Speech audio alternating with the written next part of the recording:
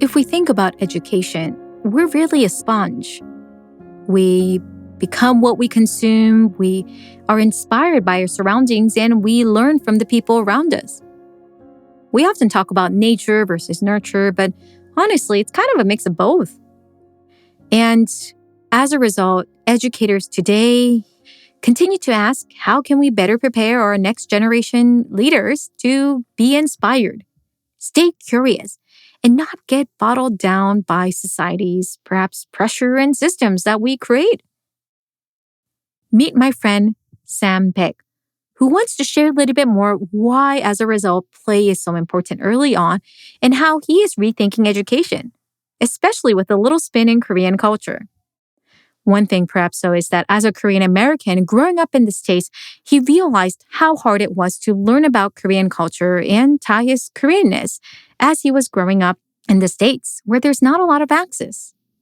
As he continued his career in finance and worked in New York, London, and Korea, he noticed how hard it was to tie those together. So he made a pivot because he wanted to help the next generation of leaders. As an entrepreneur, he started holding summer camps, leadership programs, language programs. Chat ENG, for instance, that he started in 2018 is rethinking how you have language learning access through K-12. And Leadership Charity is a nonprofit he started in 2018. And a summer camp that he started in Hawaii in 2016 brought together youth in Hawaii to have time to play, learn leadership, but also enjoy what it's like to be a full being early on. And throughout all of this, he is very excited for his new initiative, a new camp in Korea for children of Korean heritage that he has started, Momo Camp. So today, I'm excited to welcome my friend Sam to dive into how we can rethink education. You're listening to Dear Workplace by Innovators Box. I'm your host, Monica Kang, founder and CEO of Innovators Box. Let's meet Sam. Hello. What's your cat's name? Leto. Leto. Hi, Leto. Okay. I'm going to kick her out. Okay, sounds good. Welcome to Dear Workplace. I am so excited to have my friend Sam Paik here on the show, where we can dive all about continuing our conversations on Korean culture, education, and all that jazz. And Sam's background especially is in education. He has done many different types of education businesses, and we'll talk a little bit more about it. But I am thrilled to dive into a particular one that he has recently launched called Momo Camp, focusing on Korean culture connected to camping, summer camp. So Sam, welcome to the show. First, tell me what inspired you to get into a career of K-12 education and child development? Well, first of all, thank you for having me, Monica. Let's see. My first career was in finance. So I did that for about 25 years. And, after 25 years, I just want to try something new. But at the end of my sort of like finance career, I was a president's council member for my university. That's when I sort of like caught the education bug, because one of the key subjects that we were talking about as the council members was about sort of technology and its convergence with education. And I don't know, it was fascinating because how could technology change education was the key subject. And, after I sort of finished my career in finance, I decided to look into that in a lot more detail. And so that's how I sort of got involved in education. And, it sort of started from there. Love that. Tell me a little bit more about your first few ventures. How has it evolved and how did that lead you now to doing the summer camps? When I first started in the education, it was sort of starting from scratch. I had no idea. I felt that I had to start somewhere. And one of the things that I did when I was a kid was to go to camps, summer camps. It had a huge impact in my life. And so I thought, hey, maybe we should look into that, right? And I was raising my kids in Korea. I saw like a very sort of different type of education in Korea versus, let's say, what I was used to in the US. And I saw kids, to a large extent, having to spend a lot of time indoors And I saw a lot of kids sort of stressing out. And even when my kids were here and, they were on the hagwons and, I just felt that there's something that we need to do to help them sort of decompress. I felt like this would be a good point of start to go into education by starting a camp. And I started that in Hawaii because we felt that it's close to Seoul. It's only like an 8-hour flight. And also it's obviously it's a place to decompress. Parents love to come as well. So we started camp for elementary school kids. And so during the summer, we had American style summer camp, water programs, like learning activities in the morning, sports, and the content was like Hawaiian culture. Hawaii is a wonderful place because it's sort of like in the middle of obviously America and Asia. For Korean kids coming over to Hawaii, it's quite familiar. Something about it is familiar, and it's a great place for them to feel safe. It's not like a sudden change in that environment. So they're smoothly transitioning into American society or American culture. And that's why we decided to hold a camp in Hawaii. So we did that for about 3 years, and about 5 iterations of the camp. I love that. And I'm hearing already kind of your style of iterating to make sure you continue to improve. Taking a step back, because you've mentioned how this is your second career, you've started your career in finance and investing. I'm curious, like looking back now, even in your ventures with education, how has your previous work experience in investment banking helped you be the type of leader and educator you are today? Yeah, it's obviously very different industries, right? But I think the constant studying, learning, in finance, situations are always changing, right? The variables are changing. And therefore, you're always having to adjust, right? And learn new things and adopt, right? So think outside the box. And I think those are all things that you could apply to anything. Especially for education, it was helpful in trying to look at new ways to help kids adjust, new ways for kids to learn.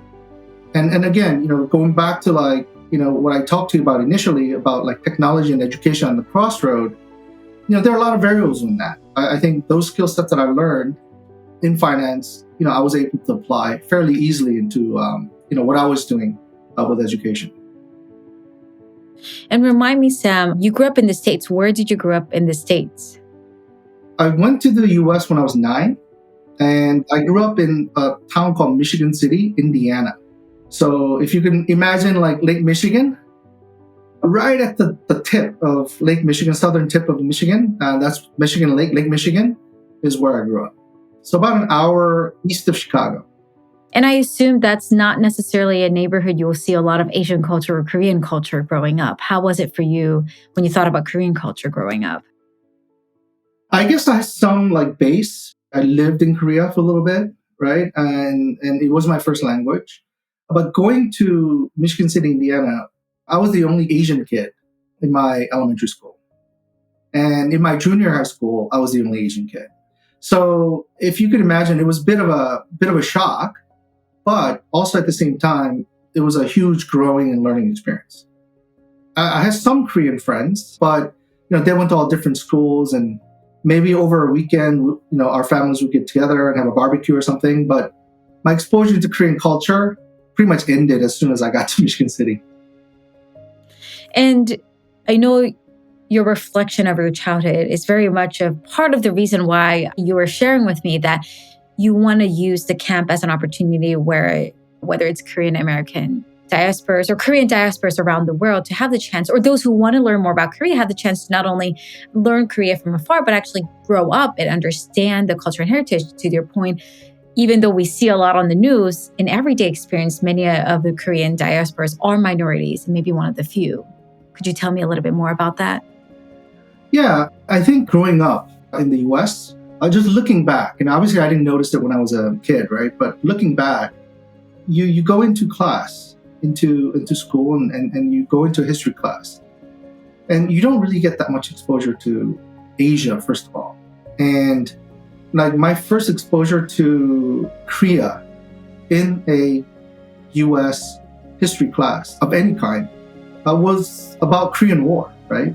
And you don't get a very good sort of idea of what Korea is like from like one paragraph. The first time that I actually had exposure to Asian culture was in college. I took a ancient history of China, and it really connected with me like no other history. And so I decided to major in Asian history when I was in college. And I actually even sort of transferred to another university just to take a Korean history class, because my school was quite small, like it's a small liberal arts college. So I had to go to a large university to even sort of have access to Korean history. So that, I think, to a large extent, stuck with me, I think, really throughout my life. And I felt like when I was raising my children, I was like, it'd be great if we could actually have a program that could expose the kids to Korean culture early, because there's really no formal programs out there anywhere, really. Maybe like occasional churches, maybe like occasional sort of conversation with grandpa. But, you're not getting really reliable sources of well-structured and age-appropriate for the kids to learn. And building on that note, you've hinted a little bit, but could you elaborate a little bit more why it feels hard to really understand about Korea or Asia outside of Korea and Asia? I think probably the most important is that there's limited resources available. And also the resources are not necessarily age-appropriate. It'll be very difficult to talk to a 7-year-old or 8-year-old, who has no real historical context of the world, and then tell them about Imjin War, right? It's very difficult to understand. However, if we look back at how we learn history, or how I learned history, let's say in America, we'd be like, you learn about heroes. You learn about like Lincoln, and you learn about Washington, and you understand history through studying of heroes. And I felt that that's the kind of program we need to develop for children of Korean diaspora, so that, again, you could sort of understand that, oh, by the way, Korea also had, somebody as great as Lincoln. Korea also had a general that's perhaps more celebrated in Korea than, let's say, I don't know, MacArthur, like in the US, for example, right? So I think you need to be able to sort of help children understand from their point of view, right? And I felt like there's no program, as a parent, raising my children, I never found that program. So I felt like, okay, let's make one, and so that's why I started this Momo Camp. Tell me a little bit more about Momo Camp. What can people expect if they were to participate in? What's the age range that your audience is? The camp that I was running in Hawaii was for elementary school kids, grade 1 to 6. This one's for slightly older children from grade 5 to grade 8. And it's for older kids because we wanted to make sure that it has some context of, Korea. And also it's a boarding camp. And because it's a boarding camp, we wanted to run a program that's for older kids. And also, I think that age group is very important. That's like between ages of from 10 to 13. That's when also like kids wonder about like who they are. They really try to understand like, oh, like why do I look the way I do? This is when they begin to sort of question their identity or try to develop their identity. I felt that this would be a good age group to work with when they have those questions already, and bring them to Korea and discuss these as and when they're ready to discuss them. And you also mentioned that unlike Hagwon style, this is meant to also include a lot of play. Tell me a little bit more why that play and that summer camp type of experience is important in education for youth.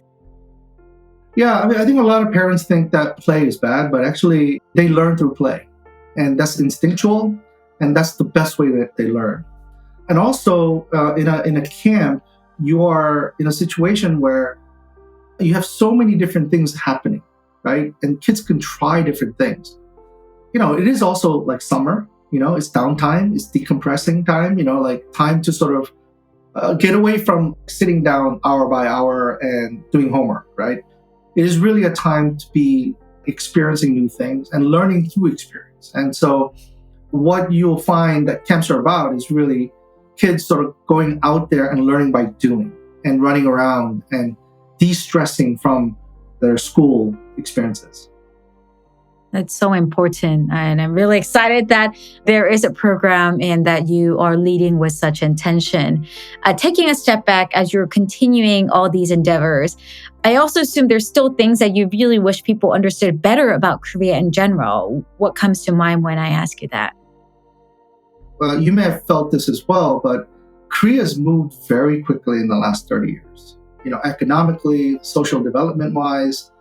What's quite interesting is that a lot of the Kyopos or Korean Americans or Korean Europeans who moved there, like the first generation, are stuck in sort of that time when they left Korea. So they perceive Korea from that point of view. However, Korea's moved on so much from then.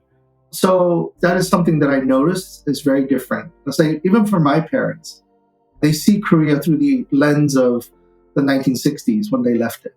They sort of look at it from like very Confucian point of view. Although now in Korea, the biggest difference is that it's very dynamic, it's very modern, and it is worth sending your kids here because at the end of the day, it's, they need to see the difference from what they may have heard, from the older generation. So true. I feel like every time I come back to Korea, there's like a new building, there's like a new trend, there's something new everywhere. And to that point, I want to do a little rapid fire on all things Korea with all my guests. And so if you can share like what comes to mind when I ask this, I'd love to hear it. So first, favorite Korean food? Favorite Korean food, naengmyeon. Naengmyeon. Why? And how can you describe naengmyeon for those who don't know what it is? It's cold buckwheat noodles. It's a traditional, let's say, North Korean dish. And I grew up in a sort of North Korean family background, and that was basically our comfort food. Love it. Favorite Korean word? My favorite Korean word would be 정. I like that word because it's a word that's between love and familiarity. And I think it's a very uniquely Korean word. It's like love of something that you spend a lot of time with as well.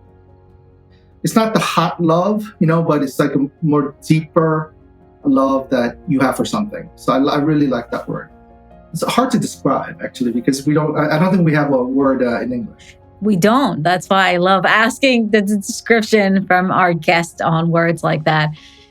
If somebody was going to Korea for the first time, where would you recommend them go? You have to come to Seoul first, right? And then really sort of understand like the development, like, how modern it is, right? But within Seoul, there's so many places I would really encourage people to do is go for a hike. I don't think there's a city like it in the world where you could actually take a subway to a station, get off, and then go for a serious hike, right? Like 3 hours. And then come back. And that infrastructure is amazing. That's what I would encourage people to do. A mix of the history and modern is often how I like to highlight with the amazing public transportation that you've shared. Yes. What is a component of one of your favorite parts about Korean culture or history that you would like to share with others? The thing about Korea is that its history is really about survival and resilience. Because if you look back at Korean history for the last, let's say, 4,000 years, there's a Wikipedia map that shows you where all the conflicts were in the world, right? That's a really cool map. They do the dots, right? And then you look at the world map, and one of the busiest places where there are a lot of dots are where Korea is, right? And there were so many times when Korea would not be Korea anymore. However, here we are. We're still here. It's a very distinctive culture. And now it's a culture that's affecting and influencing world culture. And I think that's a pretty amazing thing. Tell me a little bit more how you feel, in fact, about the changing landscape about Korea awareness and culture. I remember when I first got to the US, I thought it'd be really cool to have my grandma make me some kimbap.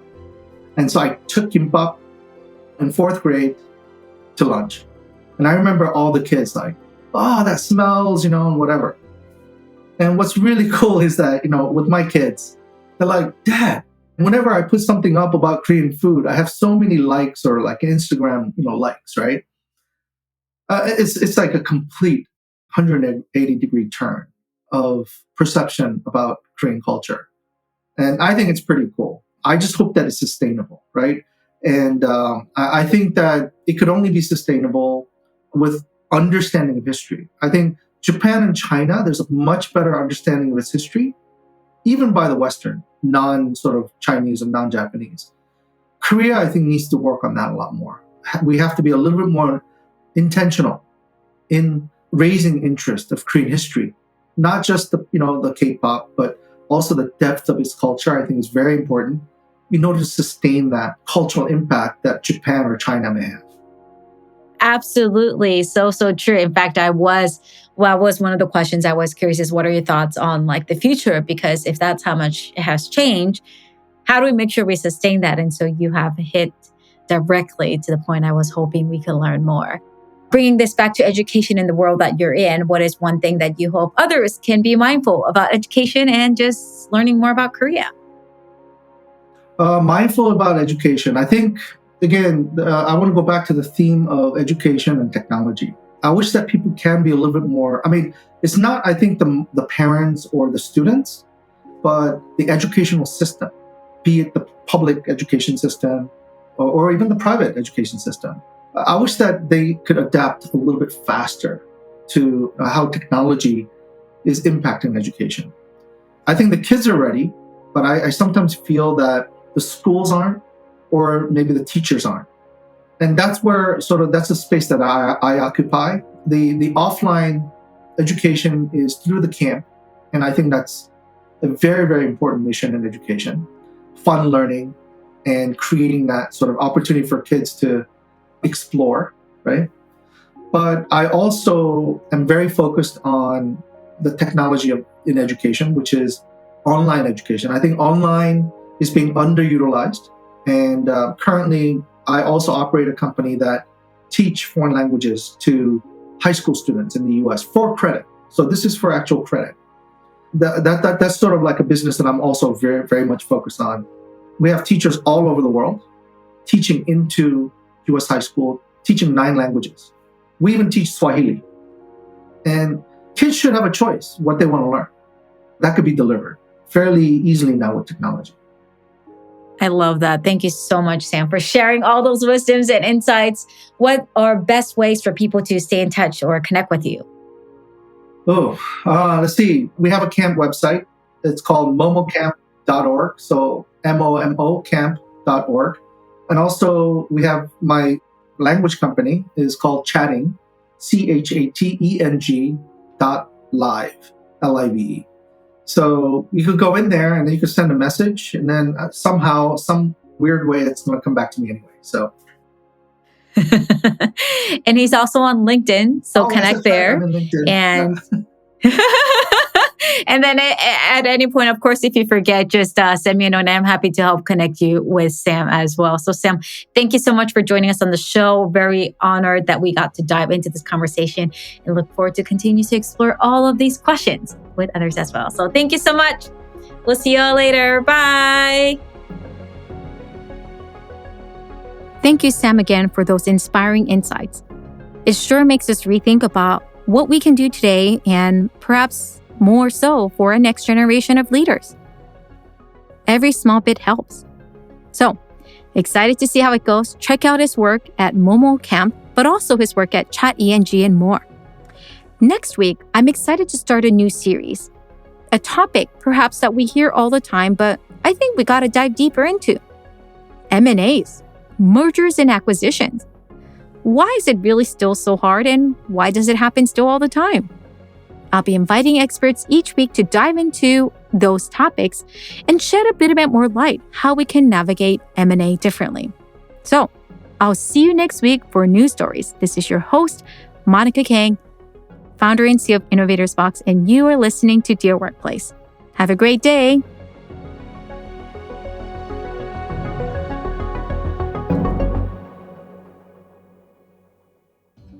Thanks again for joining us. This is your host, Monica Kang at Dear Workplace, and I'm so glad you are here. This show is possible thanks to our amazing podcast team who has worked with me at Innovator Spock Studios. Shout out to audio engineering and producing by Sam Lamer, audio engineering assistant by Ravi Ladd, website and marketing support by Cree Panday, graphic support by Leah Orsini, Christine Eribal, and original music by Innovator Spock Studios. And writing, interviewing, podcasting, directing, and all that jazz by me, Monica Kang. Share us your feedback and suggestions as we continue to look to improve and answer the questions that you have about the workplace. Have a great day, and I'll see you soon.